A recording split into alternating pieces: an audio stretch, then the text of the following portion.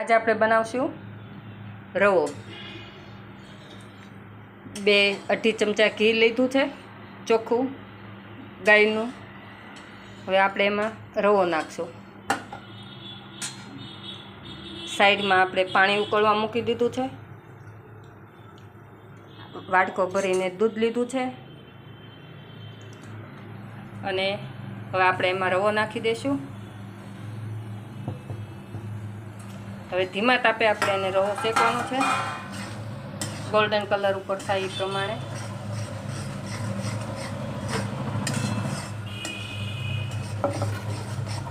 સરસ રીતે બધી કોરથી હલાવતા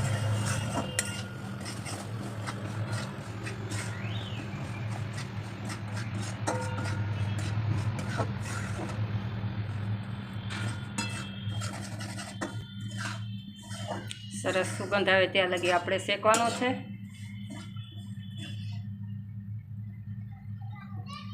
ગેસની સ્ટીમ માપમાં રાખવાની।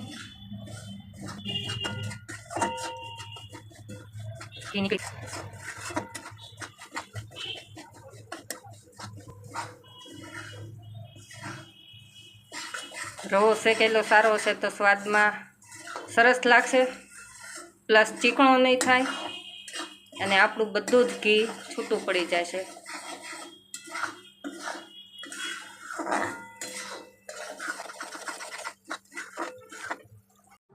જો હવે આપણે સાથે પાણી નાખી દેવાનું છે।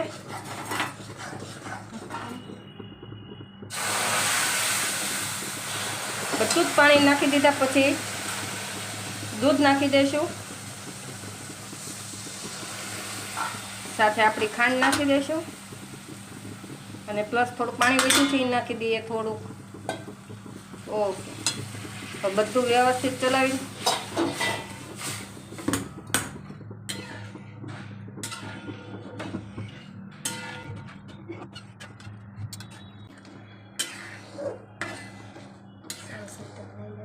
સરસ રીતે બધું મિક્સ કરી જેમ જેમ રવો પાણી પી લેશે એમ સરસ મજાનો આપણો રવો તૈયાર થઈ જશે।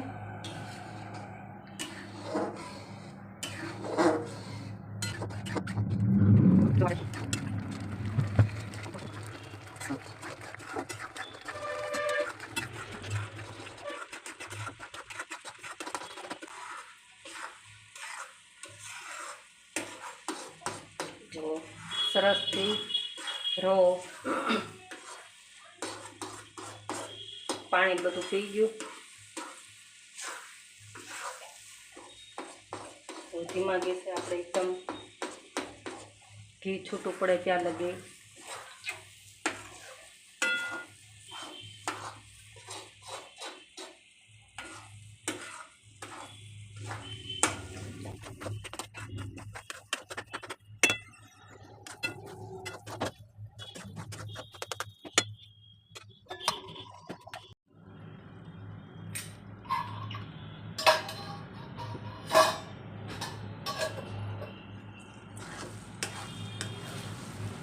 કામ નહીં થયું, બસ થોડુંક ઓછું લાગે તો નાખી દેવાનું, એમાં કંઈ વાંધો ન આવે।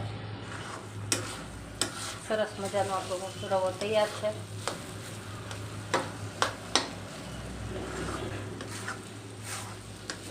ઘી પણ નીકળી ગયું છે તો આપણે ગેસ બંધ કરી દઈશું।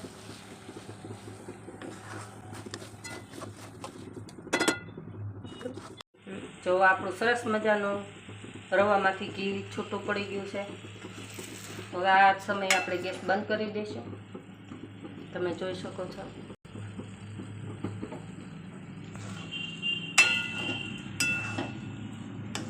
ગાર્નિશિંગ માટે મને તો બ્લેક એટલે ટૂંકમાં કાળી દ્રાક્ષ જ ગમે છે।